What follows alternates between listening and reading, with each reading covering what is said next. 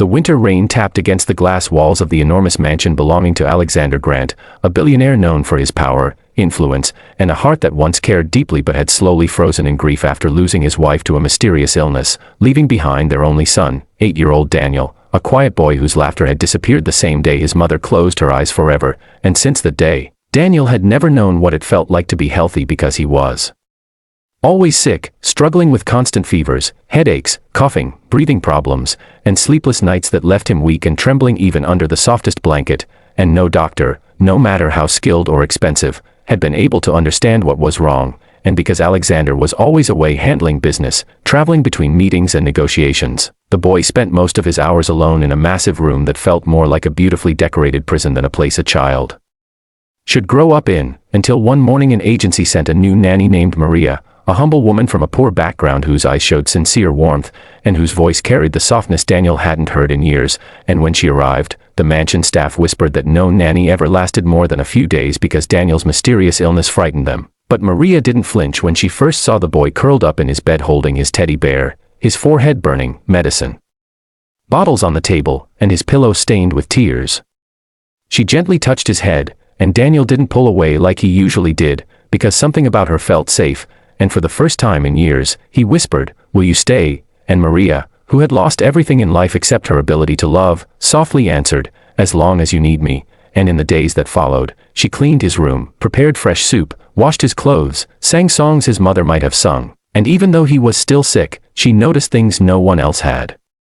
noticed, like how Daniel coughed more when he lay on his pillow, how his headaches worsened every night, and how he often woke up gasping for air even when the doctor said there was nothing physically wrong with his lungs. And one night, while the rainstorm raged outside and Daniel slept restlessly, gripping her hand with his little fingers and mumbling, "Don't go, please," Maria promised she wouldn't, and as she fixed his blanket, she noticed something unusual, a faint chemical smell around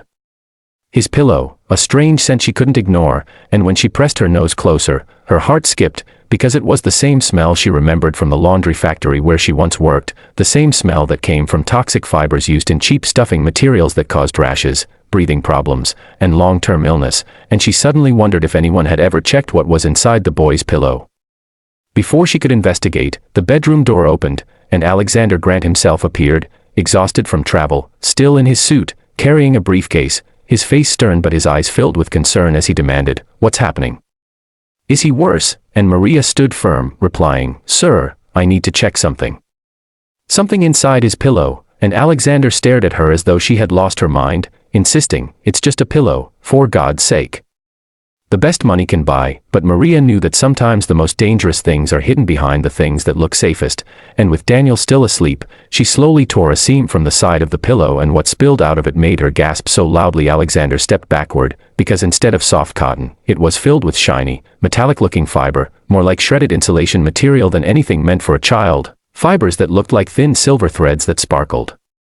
under the light but carried the unmistakable smell of toxins that could destroy someone's health slowly and silently. And Alexander's voice shook as he asked, "Who did this, and why?" And Maria, trembling not from fear but from how close Daniel had been to dying, looked him straight in the eyes and said, "Sir, someone wanted your son sick." And at that very moment, Daniel opened his tired eyes and whispered, "Mama told me someone was hurting me," and Alexander felt his entire world collapse,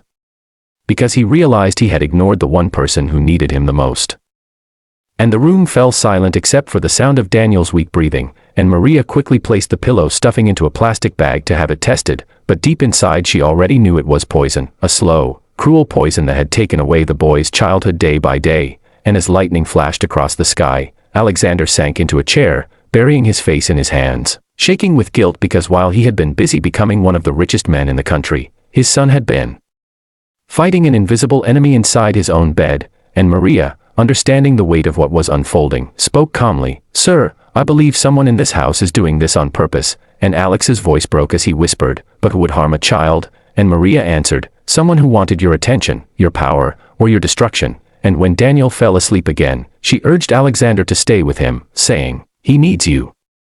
Money is not medicine for a lonely heart." And those words struck him deeper than any business loss ever had, as though someone had finally told him the truth he was afraid to face. And while Maria stepped out to get fresh air, she couldn't shake the memory of a maid earlier that day, a woman named Lillian, who had always insisted on changing Daniel's pillows herself, a woman who smirked whenever staff talked about Daniel's declining health. And suddenly Maria's suspicion grew stronger, but she also knew she had to gather proof before accusing anyone, and inside the room, Alexander held Daniel's small hand and said, "I'm sorry, son, I'm so sorry I wasn't here," and even in sleep, Daniel's tiny fingers curled around his father's as if forgiving him, and in that moment Alexander made a silent vow. He would find who was responsible and make them face consequences no matter how powerful they thought they were.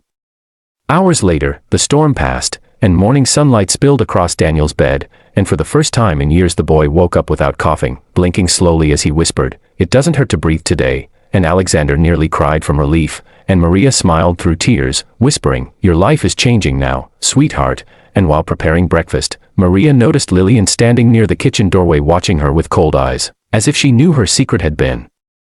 discovered, but she said nothing, only offered a strange smile that made Maria's heart race with suspicion, and when Alexander entered and announced, "Daniel is feeling better this morning," Lillian responded with forced sweetness, "That's surprising," and Maria caught the flicker of panic in her expression, but she remained silent because the time to reveal the truth had not yet come.